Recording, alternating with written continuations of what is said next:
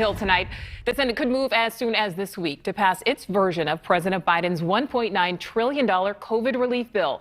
That plan narrowly cleared its first hurdle in the House Saturday. NewsNation correspondent Trevor Shirley has the latest.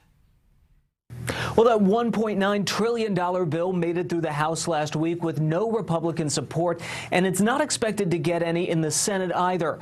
That means that Democrats need every one of their senators to vote in favor of this package. If even one doesn't, the bill dies, and we're back to square one. That's why Senate Majority Leader Chuck Schumer has to make sure his entire caucus is on board with the package. They need all 50 votes plus the tiebreaker cast by Vice President Kamala Harris to get the bill onto the president's desk. Now, as it stands, the package has billions of dollars for vaccine development and distribution, plus another round of $1,400 stimulus checks for most Americans. The bill also extends federal unemployment benefits that are set to expire on March 14th.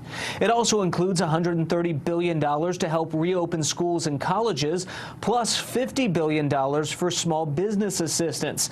That's one of the few items that Republicans agree with Democrats on, despite the fact the GOP largely opposes the package in general. Many Republicans say it's just too expensive and argue much of the money approved last year still hasn't been distributed or spent. Now, the Senate bill does not contain a $15 an hour minimum wage hike after it was determined that kind of item could not be included because of process rules.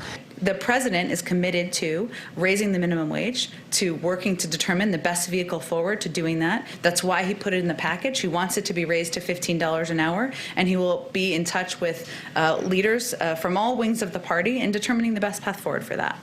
Now, it's not clear when the Senate will hold its final vote on the measure, but there are several procedural votes the bill still has to get through before that happens. And even though Congress is working up against that March 14th deadline, we still may not see a final Senate vote on this bill until the end of this week or possibly even next week. That's the latest in Washington. I'm Trevor Shirley. The Senate